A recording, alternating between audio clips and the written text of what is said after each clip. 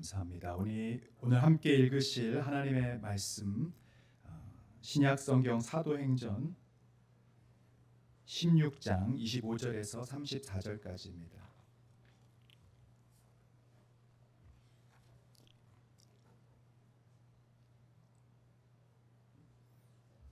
사도행전 16장 25절에서 34절까지의 말씀 교독해서 읽도록 하겠습니다. 한밤중에 바울과 실라가 기도하고 하나님을 찬송하매 죄수들이 듣더라.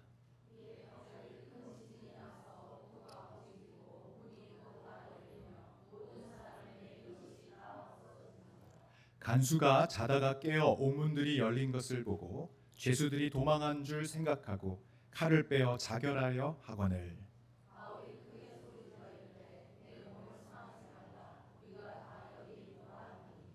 간수가 등불을 달라고 하며 뛰어들어가 무서워 떨며 바울과 실라 앞에 엎드리고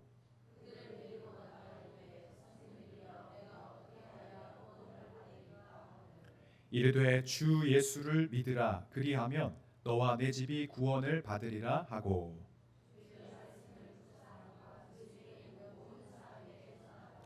그 밤 그 시각에 간수가 그들을 데려다가 그 맞은 자리를 씻어주고 자기와 그 온 가족이 다 세례를 받은 후 그들을 데리고 자기 집에 올라가서 음식을 차려주고 그와 온 집안이 하나님을 믿음으로 크게 기뻐하니라. 아멘. 우리 옆에 계신 분들과 주일 인사 나누도록 하겠습니다. 하나님이 당신을 사랑하십니다. 저도 사랑합니다. 큰 은혜 받으시기를 바랍니다. 주님의 이름으로 축복합니다. 아멘. 여러분 큰 비 피해는 없으신지요? 하나님께서 많은 어려움을 당하고 있는 우리 가족들, 또 성도님들, 또 이웃들, 특별히 경남 지역에 많은 어려움이 있는데 여러분 큰 위로를 하나님 주시길 바라고 또 우리도 아까 기도하신 것처럼 정말 우리가 해야 될 일이 뭐고 기도할 제목이 뭔지를 우리가 한번 생각해보는 그런 시간들이 되기를 바랍니다. 우리 지난주에 이어서 우리 믿는 성도가 누리는 권세와 능력 두 번째 시리즈로 찬송의 능력에 대해서 오늘 함께 말씀 나누려고 합니다. 한번 따라해 주십시오. 찬송의 능력. 여러분 시작이 반이다라는 속담이 있죠. 그리고 첫 단추를 잘 끼워야 된다라는 말도 사실은 이 시작의 중요성에 대해서 이야기를 하고 있습니다. 그럼 여러분 우리가 믿는 하나님에 대해서 갖는 우리의 신앙 고백, 이 믿음의 첫 단추는 그럼 무엇이 되겠습니까? 여러분 신앙에서 제일 중요한 시작이 뭐라고 생각하십니까? 성경책을 여러분 제일 먼저 펼치게 되면 첫 번째 나오는 책이 창세기입니다. 창세기 1장의 가장 첫 번째 구절, 그것이 뭐라고 쓰여 있습니까? 태초에 하나님이 천지를 창조하시니라. 저는 이것이 바로 우리의 신앙의 가장 첫 단추요, 첫 믿음의 선포라고 믿습니다. 다시 말하면 하나님에 대해서 우리가 가져야 할 생각 중에 가장 첫 번째 고백이 뭐냐? 하나님은 우리의 창조주시다라는 거예요. 하나님이 나를 만드셨다라는 거예요. 여러분 이 부분이 정립이 잘 안 돼 있으면 엄밀히 말하면 기독교인이라고 할 수가 없습니다. 교회를 다닌다고 기독교인이 아니라 제일 중요한 시작부터 우리가 믿음을 가져야 돼요. 하나님이 나를 창조하셨다. 하나님이 나를 지으셨다. 이 창조가 인정이 되지 않으면 하나님이 나를 사랑하신다는 말도 이해가 되지 않는 거예요. 하나님께 기도한다라고 하는 그 이유도 사라지게 됩니다. 우리가 지난주에 선포기도의 핵심은 관계다라고 말했어요. 그 관계가 어디서부터 시작됩니까? 하나님이 나를 지으신 나의 아버지라는 것에부터 시작되는 거예요. 그래서 우리가 아빠, 아버지라고 부를 수 있는 것, 이건 바로 하나님이 우리를 만드셨기 때문입니다. 그래서 한번 우리 다시 한번 이 믿음을 가지고 고백했으면 좋겠습니다. 한번 옆에 있는 분들을 따라 같이 축복하면서 하나님이 당신을 만드셨습니다. 자, 가슴을 흔들고 하나님이 나의 창조주이십니다. 네, 하나님이 나의 창조주라는 고백은요, 단순히 나를 지으셨다라는 것 이상입니다. 그것은 무슨 의미를 담고 있냐면 이런 것입니다. 목적이 이끄는 삶을 쓴 리고레 목사님이 이런 문장을 이야기하셨어요. 당신의 삶은 우연이 아닙니다. 창조하셨다는 말이 그거죠. 당신의 삶은 우연이 아니고 당신의 삶에는 분명한 목적이 있다라는 거예요. 할렐루야. 그 목적은 하나님에 의해서 디자인되었다. Your life has purpose라는 거. 하나님의 목적이 있다라는 거. 그럼 여러분 한번 질문해 보겠습니다. 여러분을 만드신, 여러분 이 땅에 태어나게 하신 하나님의 목적은 무엇입니까? 왜 여러분을 이 땅에 두셨습니까? 성경에서 가장 이 부분에 대해서 명확한 구절로 설명하고 있는 부분이 바로 이사야 43장 21절입니다. 외우기가 참 쉬워. 이사야 43장 21절 4321입니다. 하나님은 이렇게 우리를 만드신 목적을 말씀하고 계십니다. 21절 시작. 이 백성은 내가 나를 위하여 지었나니 나를 찬송하게 하려 함이니라. 할렐루야. 하나님이 나를 만드신 목적이 뭐예요? 나를 찬송하게 하려 하시니라. 여러분, 우리에게 호흡을 주시고 생명을 주시고 오늘도 이렇게 살아 숨쉬게 하시는 이유가 바로 하나님을 찬송하라는 거예요. 근데 사실은 이 믿는 성도들 가운데도 이 구절을 읽으면서 이것이 나의 목적이다 이렇게 받아들이는 분이 의외로 많지 않습니다. 오히려 되게 당혹스러워하고 또 심지어는 억울해하기까지 하는 분도 봤어요. 아니 뭐야, 그럼 하나님 나를 창조하는 기계로 만들었단 말이야? 이렇게 생각하는 분이 있어요. 가끔 이렇게 좀 규모가 작은 교회에서 반주자들을 구하기 어려운 교회 보면 찬양 반주기라는 기계가 있습니다. 그래서 번호를 이렇게 몇 장 딱 치면 거기서 이제 피아노 반주가 나와요. 찬송이 나옵니다. 하나님이 우리를 찬송하도록 만드셨다는 게 그런 찬송하는 기계로 만들었다, 여러분 이렇게 오해하시면 안 됩니다. 하나님이 우리를 만드시되 찬양하도록 찬송하도록 하셨다라는 이유는, 이 뜻은 이런 것입니다. 여러분 창세기 1장 26절에 보면 하나님이 우리를 만드시되 어떻게 만들었는지가 나오는데요. 1장 26절 읽어봅니다. 시작. 하나님이 이르시되 우리의 형상을 따라 우리의 모양대로 우리가 사람을 만들고. 하나님이 우리를 만드실 때 누구의 모양과 형상을 따랐냐면은 하나님의 형상을 따라 하나님의 모양대로 우리를 만드셨다라는 거예요. 여러분 그 하나님을 닮은 우리는 어떤 모습인가? 뭘 닮았을까요, 여러분? 하나님의 어떤 모습대로 우리가 지음 받았을까요? 저는 제일 중요한 게 하나님은 사랑이시기 때문에 우리를 사랑하는 존재로 만드시고 또 우리를 사랑받을 수 있는 존재로 저는 만드셨다고 믿습니다. 이 사랑을 하나님 우리 안에 부어주신 거예요. 그래서 그 사랑을 누리도록, 그리고 그 사랑을 다시 하나님께 올려드리는 존재로서, 그러니까 하나님과 우리가 이 사랑의 관계 안에서 사랑을 표현하고 받을 수 있도록 만들어주신 거예요. 얼마 전에 저희 교회에 한 친구가 유치부 아이인데 저에게 이렇게 책종이로 만든 부채를 하나를 줬어요. 근데 거기에 보니까 목사님 사랑해요 이렇게 써 있는 거예요. 아마 한글을 아직까지 잘 몰라서 이렇게 베껴 쓴 것 같아요. 근데 제가 누군지 궁금하시겠지만 말씀드려서 그 사람의 또 프라이버시가 있기 때문에 제가 그걸 이제 저희 목양실에 갖다 놓고 좀 오늘 갖고 온다는 걸 깜빡했습니다. 여러분 보여드리려고 했는데 그걸 볼 때마다 너무 마음이 흐뭇하고 기쁜 거예요. 만약에 뭐 그 부모님이 야 너 목사님한테 편지 써라 해서 억지로 만약에 써서 갖고 왔다면 큰 의미가 없겠지만 그냥 갑자기 생각이 난 거예요. 제가 예를 들어서 목사님한테 편지 써야지, 목사님한테 사랑한다고 써야지. 그래서 만약에 이걸 써서 저에게 이렇게, 저는 가져왔다고 믿습니다. 그렇게 썼다고 여러분 동의하시든 안 하시든. 그래서 그것이 저에게 큰 감동이 되더라고요. 서툰 글씨지만, 서툰 표현이지만 저를 생각했다라는 거, 그리고 사랑한다라고 하는 표현이 그 어떤 것보다도 참 큰 선물이고 감동이, 지금도 제가 이렇게 목양실 앞에다 갖다 놨는데요. 여러분 아마 정말 여러분이 사랑하는 사람으로부터, 또는 여러분 자녀가 있다면, 또는 손자 손녀들이 정말 그 서툰 표현으로 엄마 아빠 사랑해요, 할아버지 할머니 정말 사랑하고 존경합니다. 여러분 만약에 이런 이야기를 자발적으로 그 마음 깊은 곳에 우러나는 것을 들은다면 여러분 이보다 더 큰 기쁨이 어디 있겠습니까? 하나님이 우리를 찬송하게 하려 하신다라는 것은 그냥 노래 부르라는 것이 아닙니다. 찬송 부르라는 것이 아닙니다. 정말 우리 마음의 깊은 곳에서 우러나오는 하나님에 대한 신뢰와 사랑과 그 감사를 표현하는 것. 여러분 그것은 이 세상의 어떤 피조물도, 뭐 이 바다와 산과 태양과 달과 별, 그 모든 피조물이 줄 수 있는 영광과 그 사랑보다 여러분 우리 한마디의 고백, 하나님은 그것을 너무나도 기뻐하실 줄로 믿습니다. 이게 바로 하나님이 기뻐하시는 찬송이에요. 찬송. 이건 제 얘기가 아니라 성경이 그렇게 고백하고 있습니다. 시편 69편 30절 31절을 한번 읽어보겠습니다. 시작.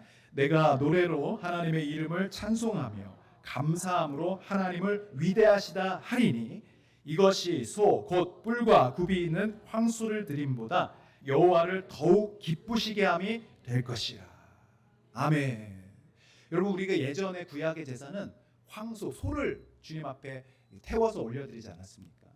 솔로몬이 1,000번제를 드렸다는 건 무슨 얘기냐면요, 이 소를 1,000마리의 소를 주님 앞에 드리는 거예요.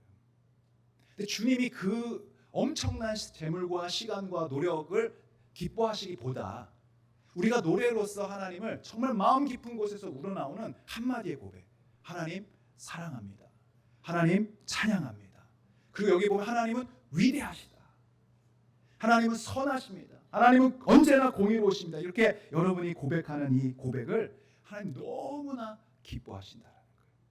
여러분 지금 예배하러 나오지 않았습니까? 하나님을 기쁘시게 하러 나온 거예요. 근데 이 예배보다도 여러분의 이 찬송의 고백, 하나님 정말로 감사합니다, 그리고 하나님을 높여드리는 거예요. 칭찬하는, 하나님 위대하십니다. 여러분 이 고백을 하나님이 정말로 기뻐하시는 줄로 믿습니다.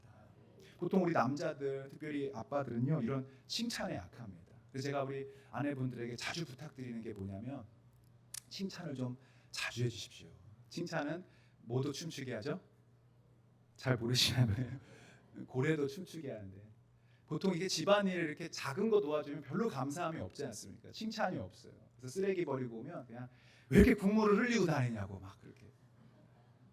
근데 여러분 이렇게 한번 칭찬해보세요. 하나님은 위대하시다는 것처럼, 당신이 이렇게 나를 도와주니 당신 정말 위대합니다. 여러분 이렇게 칭찬하면요, 사람의 마음은 정말 기쁨 가운데 그 일을 또 하게 되는 거예요. 설거지를 하라고 했더니 설거지 거리를 더 만들어 놓는다고. 여러분 이러면 이게 기쁨이 아니죠. 관계가 형성이 안 됐습니다. 오늘 하나님께서도요, 이 칭찬에 약하십니다. 하나님은 찬송받기를 너무나 기뻐하세요. 황소를 드림보다 여러분 하나님은 위대하시다 말하고 하는 이 노래와 찬양을 주님은 너무나 기뻐하신다. 어느 정도로 기뻐하시냐면요, 시편 22편 3절을 보니까 하나님은 어떤 하나님이냐면은 이스라엘의 찬송 중에 거하신다. 한번 따라하시죠. 이스라엘의 찬송 중에 계시는 주여.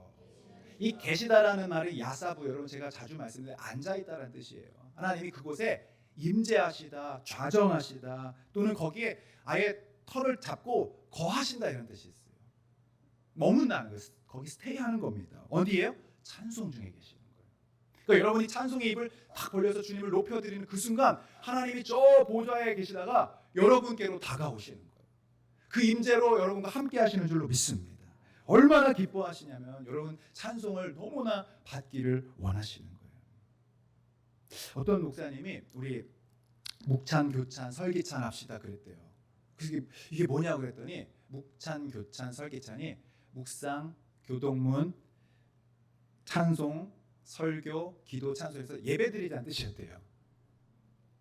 여러분 이 주일 예배 여기 순서를 보면요, 우리가 약 1시간 20분 정도를 드리는데, 일부에는 경배와 찬양이 없습니다만 뭐 묵도 있고요, 찬송이 있고요, 교동문 있고요, 찬송이 있고요.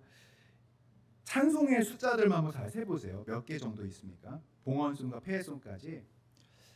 아마 경배와 찬송 한 15분 잡고 이 찬송을 5분씩 잡는다면 적어도 이 예배의 구성에 여러분 찬송이 한 30분, 많으면 우리가 40분 정도 드리는 거예요. 그냥 이 예배의 중간에 무슨 양념을 넣듯이 우리가 그냥 노래를 넣는 것이 아니라 이 예배의 핵심이 뭐냐면 찬송입니다. 그러니까 말씀 설교가 핵심이 아니에요. 설교는 하나님이 우리에게 주시는 그 찬송에 대한 응답입니다. 하나님을 높이는 것에 대해 하나님이 나도 그렇게 기쁘고 내가 너에게 이런 말씀을 주겠다고 하시면 하나님이 음성을 주시는 것이고, 그러니까 설교를 듣는 시간이 아니에요. 예배를 여러분 착각하시면 안 돼요. 예배는 찬송을 올려드리는 시간이에요.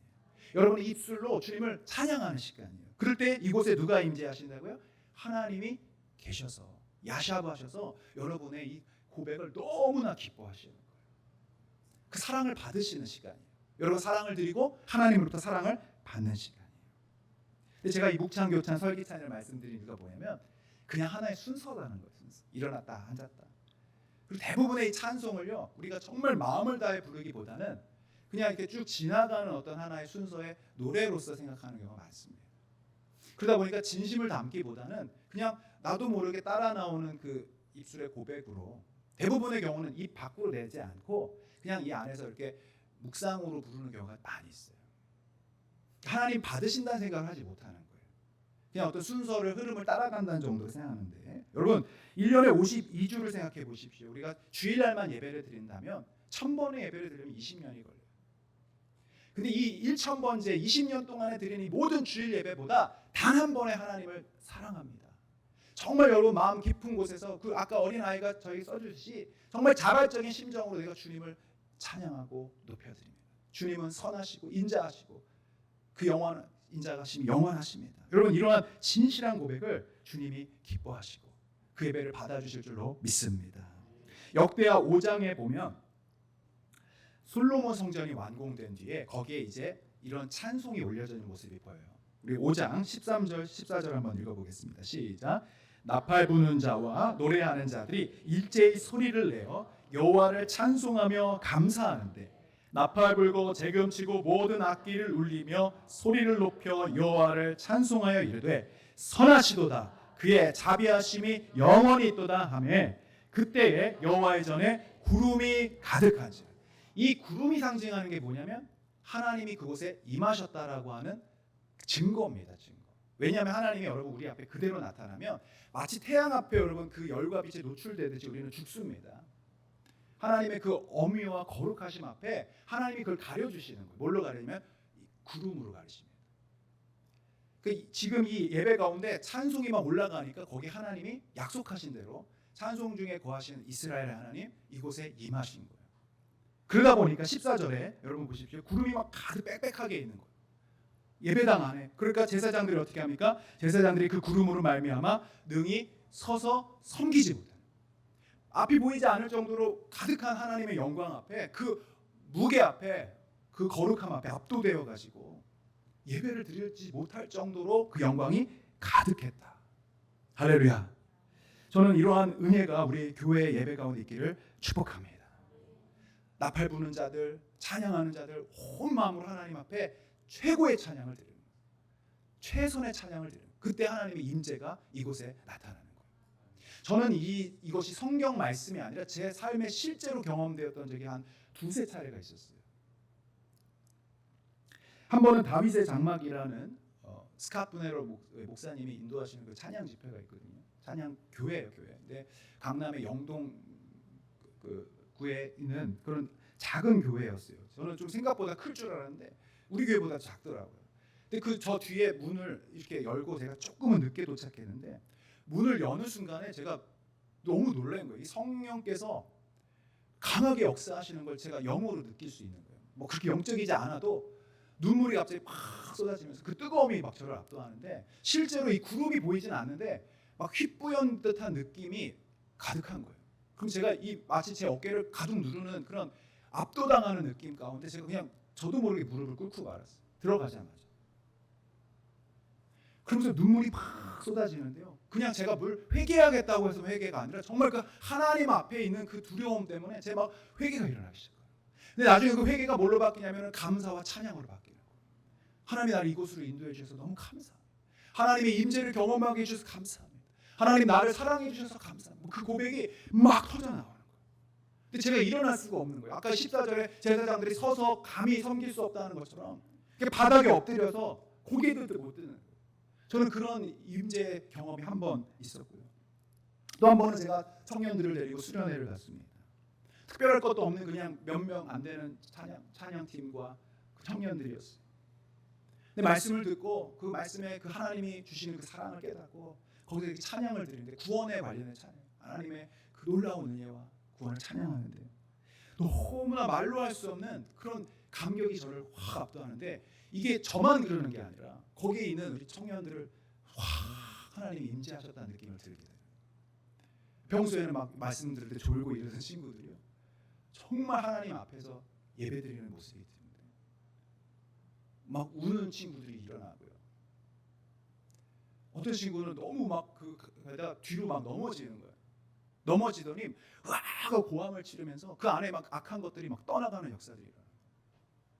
저희 그런 어떤 몇 번의 경험들이 인생에서 많지는 않았습니다만 저는 그 살아계신 하나님의 그 임재를 경험하고 나서 묵찬교찬 설기찬 그냥 이렇게 와서 앉았다 일어났다 입만 달싹달싹하는 이 예배가 너무 무의미하게 느껴지는 거예요. 제 목표가 뭐냐면 그런 예배를 드리는 거예요. 그냥 이렇게 이것도 예배죠 사실은. 주일날 여러분 일요일날 얼마나 많은 교회가 이 시간에 묵찬교찬 설기찬하고 있습니까? 아무런 마음의 감동도 없는 거예요. 진정한 찬양의 고백이 드려지지 않는 거예요. 그냥 와서 앉아있다 가는 겁니다. 이 예배에 하나님이 임재하실 수가 없는 거예요. 이스라엘 그 거룩한 찬송 가운데 그 영광으로 임재하신 하나님을 우리가 만나야 될 줄로 믿습니다. 여러분 그래서 이 문을 열고 누군가 들어올 때 세상의 그 죄 가운데 막 찌들어 살고 있었던 그 두려움과 절망과 낙심 가운데 있던 사람들이 이 예배의 현장 속에 하나님의 그 임재의 그 만지심으로 모두가 치유가 되고 회복이 되고 하나님 앞에 거룩한 찬송을 올려드리는 진정한 예배가 우리 교회에서 일어나기를 저는 주님의 이름으로 축복합니다. 하나님은 그런 예배를 찾고 계셔요. 지금 하나님은 그런 예배자들을 찾고 계십니다. 요한복음 4장 23절 말씀 한번 읽어보겠습니다. 시작. 하나님께 참되게 예배하는 자들은 영과 진리로 예배할 때가 오나니 곧 이때라. 아버지께서는 자기에게 이렇게 예배하는 자들을 모든 예배라고 다 받는다는 뜻이 아니라는 거죠. 여러분 지금도 얼마나 많은 이 거창에만 해도 뭐 60여 개 예배가 드려질 텐데 전 세계로 따지면 여러분 얼마나 많은 예배가 올려지겠습니까? 예배라고 다 그것을 받으시는 게 아니라는 겁니다. 그곳의 현장에 함께 하시는 예배가 있고 특별히 기뻐함으로 받으시는 예배가 있는 줄로 믿는데요. 여러분 그 예배가 바로 오늘 우리의 예배가 되기를 원하고요. 예배하는 자를 찾으세요. 여러분 찾고 뭐 하시겠습니까? 찾았다. 아니에요. 여러분 그 사람은 정말 하나님이 기름 부어주시고 축복을 주시고 더 큰 사랑을 경험하게 해주시는 거예요. 제가 우리 아까 그 어린 친구에게 너무 고마움이죠. 사실은 선물을 하나 보내줬어요. 더 주고 싶은 거예요. 막 모든 것을 다 해주고 싶은 거예요. 그 진정한 사랑의 고백을 드리는 여러분 그런 예배자 되기를 축복합니다. 영과 진리로 예배드린다는 것은 무엇일까요? 영과 진리. 영은 성령 안에서 예배드리는 것입니다. 에베소서 5장 19절 보니까요. 시와 찬송과 신령한 노래들로 서로 화답하며 너의 마음으로 주께 노래하며 찬송하며 이렇게 말하고 있어요. 자, 세 가지입니다. 시와 찬송과 신령한 노래. 여기서 말하는 시는요. 초대교회의 예배 가운데 어떤 것이 있었냐면 우리가 지금 교동문을 읽듯이 시편을 낭독하는 시간들이 있었어요. 여러분 교동문 하면 어떤 느낌이 드십니까? 그냥 앉았다 일어났다 읽어서 그냥 쭉 지나가는 시간을 생각할지 모르겠지만 이 예배의 굉장히 중요한 요소 중에 하나가 바로 시편 낭독이었어요. 대부분 다윗의 시죠. 이 시를 통해서 자기의 온 마음을 거기에 시의 그 화자의 마음을 담아서 낭독하는 거예요. 여호와는 선하시며 그 인자하심이 영원하시미로다. 여호와는 나의 목자시니 내게 부족함이 없으리로다. 이 시편 낭독을 통해서 놀라운 하나님의 임재가 거기에 부어지는 거예요. 그냥 읽는 게 아닙니다. 여러분 한 구절 한 구절을 나의 고백을 담아서 올려드리는 거예요. 그 다음 찬송은 지금 우리가 부르는 찬송가와 비슷합니다. 지금처럼 이렇게 책으로 되어 있지는 않습니다만 구전으로 그냥 암기해서 서로 부르는 그 찬송가들이 있는데요. 지금 북한에 가면 지하교회 성도들이 뭐 중국에도 마찬가지지만 이런 성경 찬송 반입이 안 되니까요. 성경 찬송을 다 외워서 부른대요. 근데 어떤 한 선교사님이 북한에 가서 예배를 드리는데 100절짜리 찬양이 있더라고요. 100절. 그 자기들의 모든 그 고백과 사랑을 담아서 100절짜리 찬양을 만든 거예요. 저희는 4절 부르다가 5절짜리 찬양 나오면 오늘도 길다. 저도 오늘 6절이라서 깜짝 놀랐습니다. 앞에. 이거 시간이 이렇게 될래나? 그래서 좀 줄일까? 막. 근데 100절을 부르는데 진짜 어느 성도 하나 눈 하나 깜짝하지 않고 박수를 치면서 막 손이 터져라 100절을 딱 부르는데 갑자기 인도자가 그러더래요. 다시 한번 부르겠습니다. 선교사님이 막 절망을 하셨다는 거예요. 다시 부른다고요. 근데 여러분 그만큼 사모하는 거예요. 그 한 번의 예배는 목숨과 바꾸는 예배예요. 걸리면 아오지 탄광 가는 거고. 이런 시와 찬송과 신령한 노래들, 신령한 노래라고 하는 것은요, 스폰테이니어스 송이라고 해서 이런 겁니다. 일종의 그냥 자유롭게 막 내 안에서 일어나는 고백들이에요. 이 초대교회 예배는 아마 우리 이 현대 예배보다는 조금 더 자유로웠던 것 같아요. 막 여기서 기도하는 사람도 있고 저기서 찬양 부르는 사람도 있고 약간 방언으로 하는 사람도 있고 그러면서 막 하나님 주시는 감동들을 막 나누는 거예요. 막 갑자기 어디에서 앉아 있는 사람이 하나님은 정말 선하십니다. 예, 맞습니다. 주님 그런 하나님이십니다. 그런 고백들이 막 일어나는 거예요. 너무나 자유로움 가운데 질서가 있으면서도 그 안에 성령의 역사가 있는 그런 예배. 노래들로 서로 화답하면서 마음으로 주님께 노래하며 찬송하는 그런 예배. 여러분 우리 예배와 한번 비교를 해보십시오. 하나님이 계시는 예배인지 하나님이 전혀 주목하지 않은 예배인지 우리의 온 시선을 하나님 앞에 고정하고 우리의 온 입술을 하나님께 드리는 것입니다. 어떤 분들은 예배가 한 10분쯤 돼서 오시는 분들이 있어요. 왜 그러냐고 하시니까 솔직한 마음으로 자기는 준비 찬양하는 시간이 힘들다라는 거. 잘 모르는 찬양을 부르는데 마음에 다가오지도 않고 우리 교회 말고요. 은혜가 안 되기 때문에 자기는 조금 뒤늦게 와서 예배만 참석한다는 거예요. 은근히 이런 생각하시는 분이 많습니다. 근데 여기는 두 가지 결정적인 문제가 있어요. 찬양은요, 예배를 위한 준비 운동 같은 게 아닙니다. 준비 찬양이라는 말 자체가 잘못된 말이에요. 찬송은 하나님을 기쁘시게 하는 거고 찬양 자체가 예배인 줄로 믿습니다. 찬송이 시작되면서 하나님의 임재가 그곳에 임하시는 거예요. 할렐루야. 그러니까 10분 정도 준비로 막 뜨겁게 워밍업 한 다음에 자 이제 예배 드립시다가 아닙니다. 이미 찬양 속에 하나님은 함께 하십니다. 두 번째, 여러분 찬양이 나하고 잘 안 맞는다. 내가 그 찬양을 잘 몰라서 안 부른다. 여러분 찬양의 목적이 뭡니까? 이 백성은 내가 나를 위하여 지었나니 나의 찬송을 부르게 하려 함이니라. 그 드려지는 모든 찬송의 목적과 대상 하나님이십니다. 우리가 아닙니다. 우리가 은혜 받는 게 아닙니다, 여러분. 나 기분 좋으라고 위로받으라고 그러는 찬양이 아니라는 거예요. 이 찬양은 목적과 대상이 하나님이십니다. 여러분 여기에 만약에 아주 엄청난 무슨 그 대극장에 표 하나에 막 100만 원짜리 티켓을 파는 그 극장의 공연에 여러분이 주인공이라 생각해 보십시오.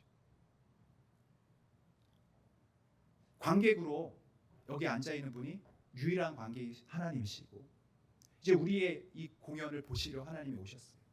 근데 우리가 한 10분 정도 늦게 왔어요. 그리고는 무대에 올라오는 것이 아니라 관객석에 앉아서 팔짱을 끼고 지켜보는 거예요. 이 예배가 주님을 대상으로 주님께 드려지는 엄청난 이 우주적인 공연이 돼야 되는데 우리 그 예배 이미 늦게 온 거예요. 여러분이 만약에 정말로 어떤 공연의 중요한 프리마돈나 주인공이라고 생각해 보십시오. 적어도 2시간, 3시간 전에 와서 준비하지 않겠습니까? 이 예배가 대상이 누구고 목적이 누구고 드리는 이유가 뭔지를 우리가 정확하게 세우지 않으면 30년을 예배드려도 소용없는 거예요. 단 한 번도 하나님 받지 않으신 거예요. 그럼 시간 낭비죠. 시간 낭비일 뿐만 아니라 여러분 이건 영적으로 우리에게 저주가 됩니다. 예배의 실패자는 인생의 실패자가 되기 때문에 그렇습니다. 차라리 안 오는 게 나을 수도 있습니다. 여러분 가인이 창세기 4장 5절에 보니까 가인이 인류 최초의 살인자가 된 이유가 뭡니까? 예배의 실패자였기 때문에 그렇습니다. 4장 5절을 읽어봅니다. 시작. 가인과 그의 제물은 받지 아니하신지라 가인이 몹시 분하여 안색에 가인도 제사를 드리고 아벨도 제사를 드렸어요. 그런데 가인의 제사를 받지 않으시고 아벨의 제사를 받으신단 말이지. 거기에 정확한 이유는 없습니다만 거기 보면 가인과 그의 제사를 받지 않으셨다 이렇게 얘기해요. 가인이라고 하는 존재를 받지 않으신 겁니다. 근데 그 존재의 목적이 뭡니까? 하나님을 찬송하게 우리를 지으셨지 않습니까? 그러니까 그 삶의 예배가 이루어지지 않는 것이죠. 그 존재로서 하나님을 영광 돌리는 삶이 아닌 거예요. 그러다 보니까 어떤 마음이 드냐면 마귀가 그 안에 분노를 심어 죽이는 거예요. 시기와 질투와 온갖 부정적인 마음을 탁 심어주는 거예요. 그러니까 하나님께 마땅히 돌려 영광을 자기에게 돌리려고 할 때 또는 그 하나님을 온전히 집중하지 못한 예배를 드릴 때 그 마음에 하나님의 영이 임하시는 게 아니라 마귀가 임하는 거예요. 분노가 임하는 거예요. 원망이 시작되는 겁니다. 그래서 그 인생이 어떻게 됩니까? 살인자라고 하는 파멸로 끝나는 거예요. 여러분, 그래서 이 예배는 정말 중요한 영적인 전쟁과도 같습니다. 하나님께 온전히 집중하지 않으면 마귀가 우리의 마음을 빼앗습니다. 여러분, 그런 의미에서 우리 옆에 있는 분들을 축복하면서 격려하겠습니다. 예배의 성공자가 됩시다. 하나님이 받으시는 찬송을 드립시다.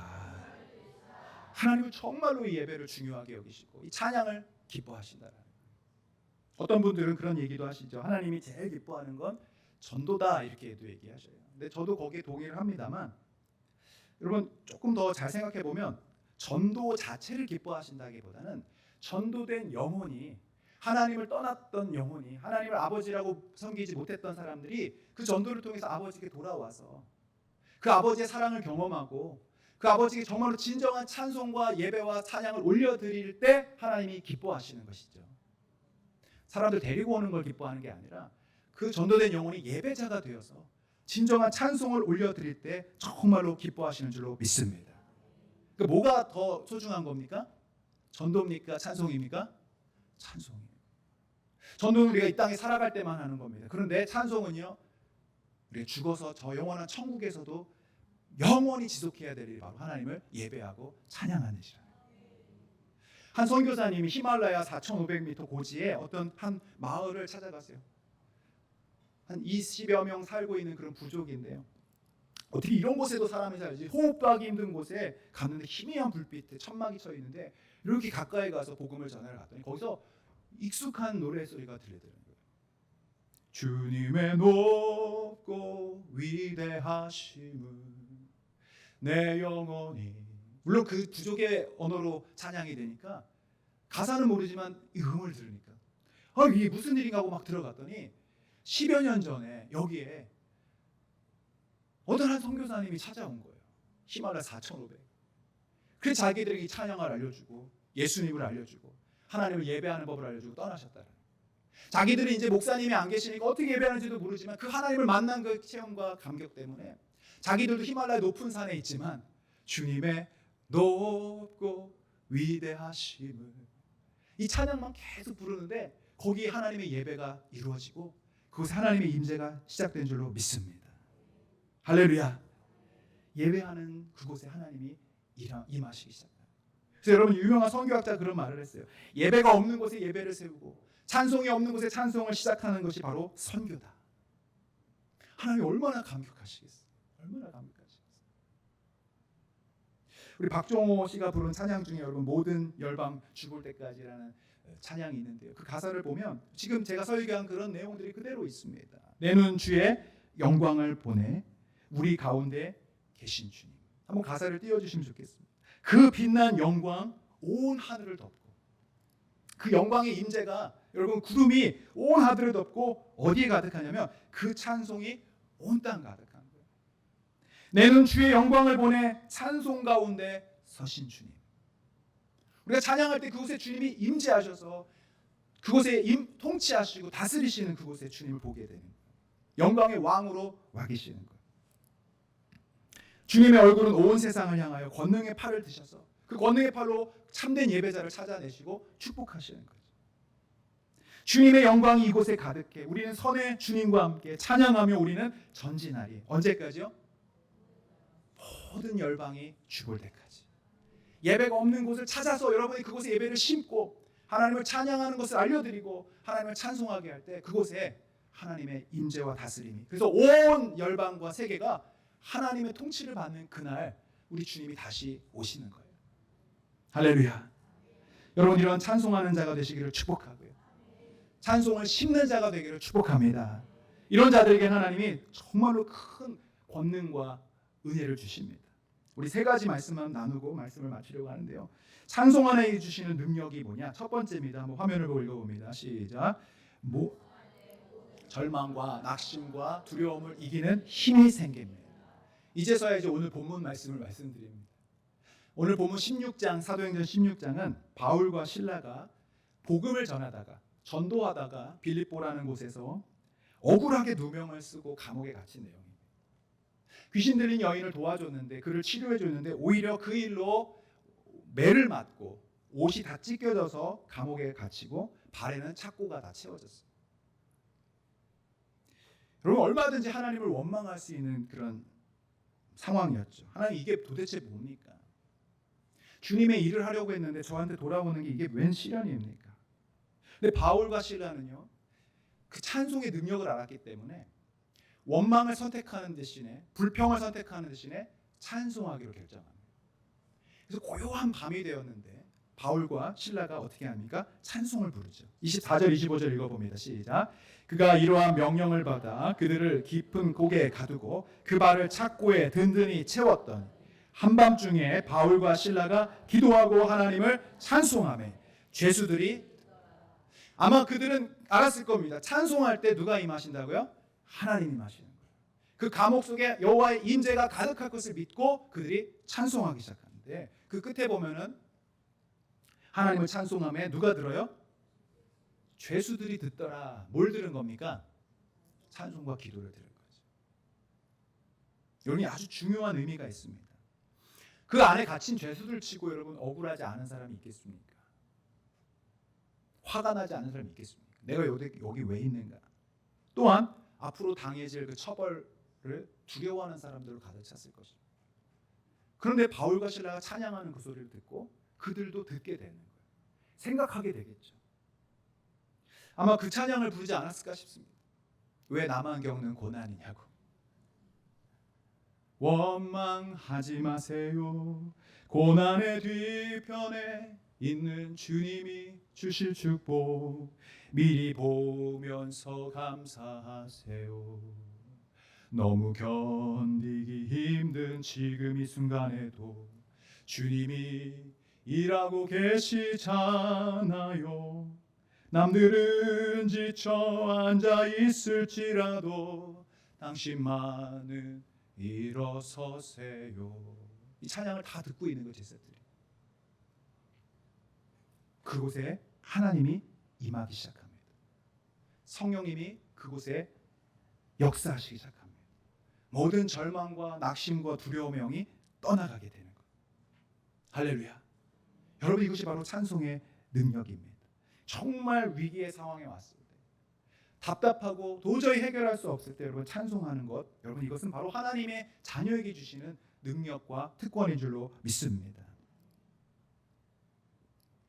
스패포드라고 하는 변호사분이 계셨는데, 미국의 시카고의 19세기에 1800년도에 변호사입니다. 이분이 무디라고 하는 아주 유명한 목사님과 친구였고 그 교회의 회계를 담당하는 집사였습니다. 엄청난 부를 경험했기 때문에 부러울 사람이 하나 없이 그렇게 살았어요. 근데 1871년에 시카고에 대화재가 일어난 거. 300명이 죽고 10만 명 이상의 이 화재민, 이재민들이 일어났던 그런 사고였습니다. 그때 거의 대부분의 재산을 이 스패포드라는 사람이 다 잃어버렸어요. 그리고 일남 4녀 중에 그 외아들이 그 상황쯤에 폐렴으로 또 세상을 떠납니다. 화재로 다 잃어버리고 자녀마저 죽었는데, 스패포드가 하나님에 대한 신뢰를 놓치지 않고 오히려 화재로 집을 잃은 사람들을 도와주면서 그런 일들에 앞장서는데, 이제 한 2년이 지나서 어느 정도 상처가 다 좀 아물어지고 마음에 좀 정리가 되는 그때, 이제 온 가족이, 나머지 4딸과 아내가 영국으로 먼저 여행을 가게 될 일이 있었습니다.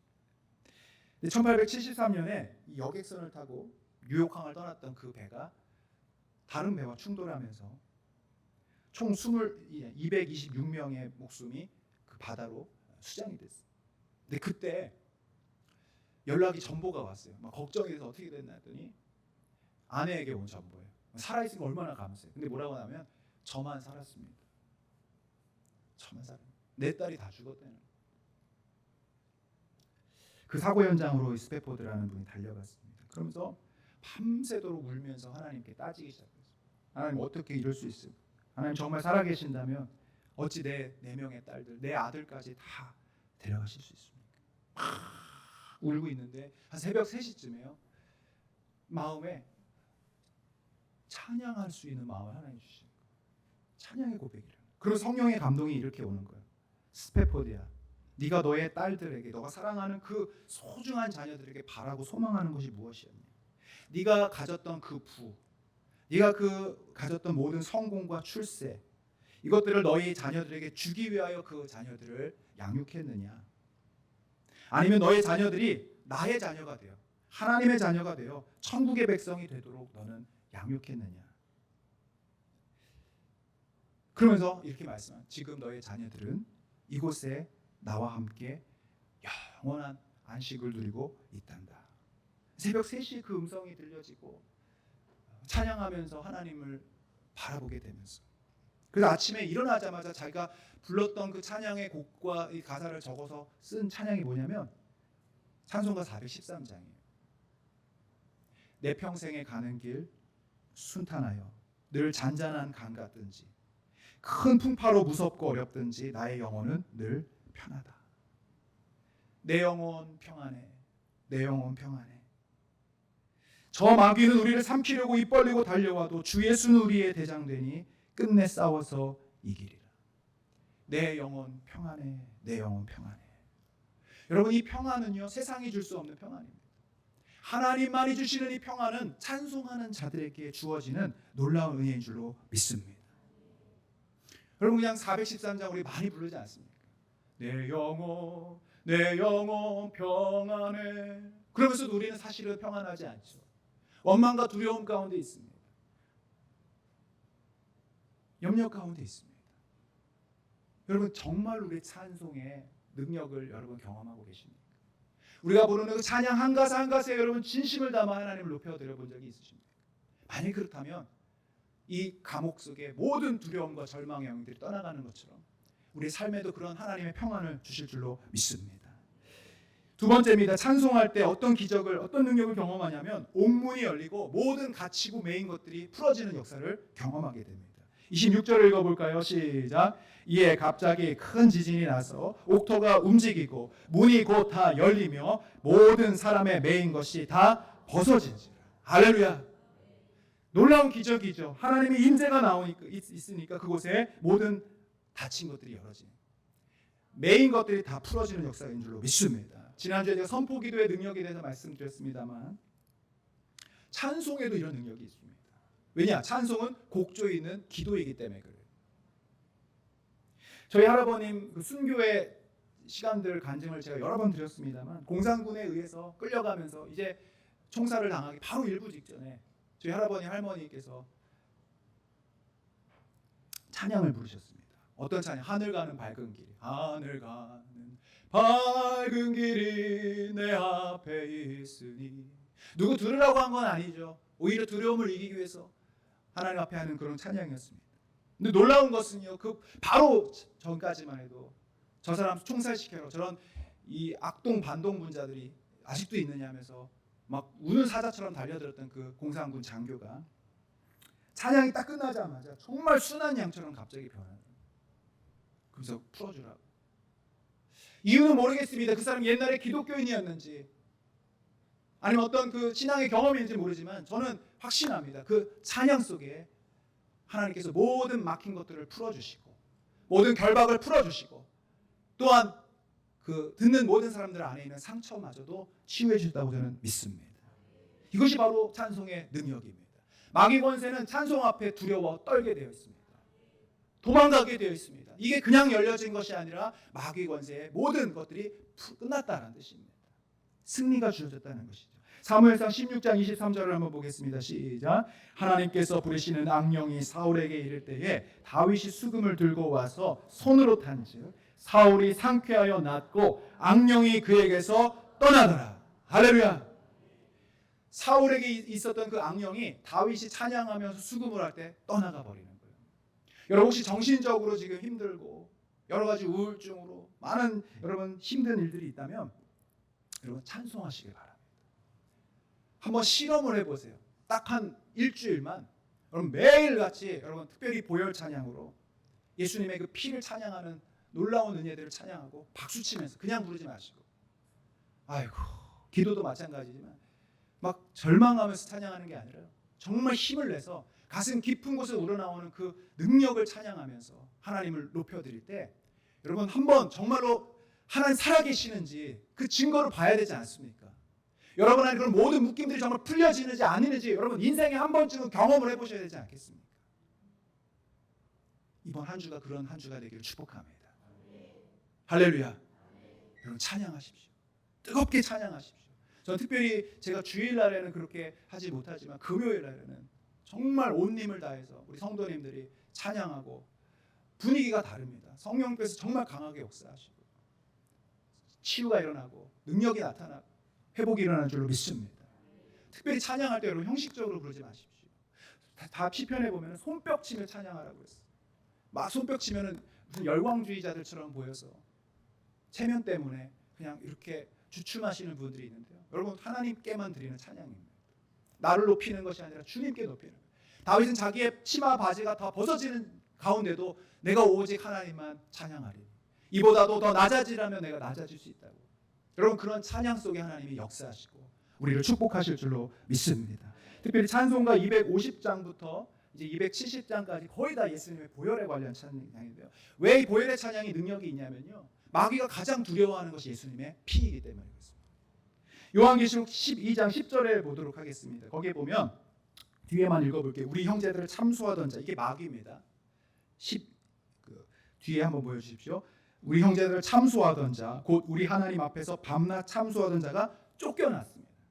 뭘로 쫓겨나느냐? 11절 시작. 또 우리 형제들이 어린 양의 피와 자기들이 증언하는 말씀으로써 그를 이겼으니 그들은 죽기까지 자기들의 생명을 아끼지 아니하였도다. 어린 양의 피를 찬양하고 그 피에 대한 증언들, 이 고백들을 통해서 마귀는 떠나가는 겁니다. 저도 여러 번의 그런 기적적인 실제적인 축사의 경험, 귀신이 떠나가는 경험들을 했습니다만 보혈의 찬양을 부를 때 마귀가 정말 두려워하는 것을 눈으로 봤습니다. 실제로 막 뭐가 이렇게 붙은 벌레 같은 거 무서워하면 떨어버리지 않습니까? 귀신 들린 그분이 찬양을 부르는데 보혈 찬양을 부르는데 막 두려워 떠는 걸 봤어요. 막 신이 나더라고요. 너무 재밌더라고요. 여러분 예수님의 피의 능력이 있고 우리의 찬송의 힘인 줄로 믿습니다. 기도가 잘 안 되는 분들, 계속해서 부정적인 생각들이 막 찾아오는 분들, 질병 가운데 막 묶여있는 분들 여러분 찬양하십시오. 기도가 잘 안 되는 분은 찬양부터 하세요. 찬양을 틀어놓으시고 뜨겁게 따라하십시오. 소원 처음에 잘 안 나옵니다. 여러분 영적으로 눌려있으면요 제일 안 나오는 게 기도와 찬양이에요. 그냥 달싹달싹 입으로만 하게 되죠. 정말로 뜨겁게 찬양이 안 나옵니다. 근데 여러분 그 어떤 단계를 뚫어 나가시면 그때부터 이 돌파의 역이 임하셔서 찬송을 통하여 하나님의 임재를 경험하게 될 줄로 믿습니다. 마지막으로 찬송의 능력 세 번째입니다. 시작. 구원받는 역사가 일어납니다. 30절부터 뒤에 보면은 이제 죄수들이 다 도망갔으니 간수가 그 책임을 져야 합니다. 사형수가 도망가면 간수가 사형을 당해야 됩니다. 그래서 그들이 스스로 목숨을 끊고 자결하려고 하는 바로 그때 바울이 멈춰서게 합니다. 이보시오, 절대 목숨을 해야지만 우리 여기 도망가지 않고 있어. 그때 30절에 보니까 그 간수 중에 하나가 선생들이여, 지금 바울과 실라 죄수들에게 오히려 선생이라고 말하면서 어떻게 해야 구원을 받습니까? 이렇게 얘기를 해요. 여러분 찬송하는 자들에게는요 세상이 하나님을 알려달라고 고백하게 됩니다. 구원받는 방법을 알려달라고 여러분들께 나가오게 됩니다. 그럴 때 31절에 뭐라고 했습니까? 이르되 주 예수를 믿으라. 그리하면 너와 내 집이 구원을 받으리라. 그 밤에 그 가족들, 간수의 모든 가족들이 세례를 받고 다 구원을 받고 하나님을 믿게 되는 놀라운 역사가 일어날 줄로 믿습니다. 바울이 찬양하지 않고 입을 다물고 있었다면 그 밤에 아무런 역사도 일어나지 않았습니다. 그 간수의 가정은 여전히 지옥 백성이 되었고 그 빌립보 지역에는 빌립보 교회가 세워질 수가 없었던 거예요. 여러분 때로는 우리에게 주시는 고난도 이 하나님의 영광을 드러내는 기회가 되는 거예요. 찬송하면 구원의 역사가 일어납니다. 찬송하면 복음이 증거됩니다. 근데 여러분 이 찬송은요 하나님의 자녀만 할 수 있는 거예요. 우리 독립선언문을 낭독했던 33인 중에 16명이 기독교인이고 장로님들이고 목사님이셨어요. 당시만 해도 여러분 믿음의 신앙인들이 독립운동에 앞서섰습니다. 근데 그때 독립군으로 싸웠던 많은 그 분들 가운데 밀정이라고 해서 일본의 스파이죠. 첩자들이 그 독립군 안으로 몰래 들어온 들이 있었대요. 그래서 그들이 생각했던 것이 뭐냐면 대부분의 신앙인이니까 어떻게 했냐면 사도신경하고 주기도문을 외워봐라 그랬대요. 그래서 그걸 가지고 이제 밀정인지 아닌지를 했던 거예요. 근데 이 정보마저도 일본에게 들어갔네요. 그러니까 일본 사람들이 뭘 외웠겠어요? 사도시경주의론에서 들어갔는데 이제 안 되겠어요. 그래서 최후의 수단으로 뭘 했냐면 찬송을 해보라고 했어요. 찬송을. 근데 신기하게요. 주기도문하고 사도신경을 따라하는데 찬송은 못 부르는 거예요. 부르긴 불러요. 약간 노래 비슷하게. 약간 세상 가요 부르듯이 이렇게. 여러분 보시면 찬송하는 사람들하고요. 세상에서 막 가요 엄청나게 잘 부르는 그 사람들도 찬양을 부르려고 하면 엉망이 됩니다. 왜 그런지 아십니까? 여기는 영적인 능력이기 때문에 그래요. 딱 보면 아는 거예요. 이 사람 가짜다. 여러분 정말로 이 찬송은요, 하나님의 자녀가, 선택된 자녀들이 할 수 있는 특권이자 의무이자 능력인 줄 믿습니다. 그래서 구약에 보면 찬송할 때 항상 새 노래를 부르라는 내용이 나와요. 시편에 보면 이 내용이 너무나 많이 나옵니다. 제가 오늘 세 가지만 써놨지만 시편 40편에도 새 노래, 곧 우리 하나님께 올릴 찬송을 내 입에 두셨으니, 하나님이 내 입에 주셔야 부르게 되는 거예요. 근데 새 노래라고 표현됐죠. 시편 96편 1절 시작. 새 노래로 여호와께 노래하라. 시편 98편 1절도 새 노래로 여호와께 찬송하라. 그러면서 그는 기이한 일을 행하사 그의 오른손과 거룩한 팔로 자기를 위하여 구원을 베푸셨습니다. 새 노래는 뭐냐면 구원받은 자들이 부르는 노래예요. 하나님의 구원을 경험한 자들이 부를 수 있는 노래가 새 노래입니다. 그럼 새 노래의 반대는 뭐예요? 헛노래? 이미 있었던 노래예요. 이미 있었던 노래, 모두가 다 아는 노래, 그냥 누구든지 부를 수 있는 노래가 아니라 이 새 노래는 어느 누구도 부를 수 없는 진정한 하나님의 구원을 경험한 자들만이 부를 수 있는 노래인 거예요. 오늘 이 자리에 나와서 여러분 예배하는 자들이 모두가 예배하는 것 같지만 정말 구원의 감격으로 하나님을 높여드리는 자들의 찬양을 주님 받으신다는 거예요. 요한계시록, 여러분 구약에서의 새 노래와 요한계시록의 새 노래 똑같습니다. 요한계시록 5장 9절 시작.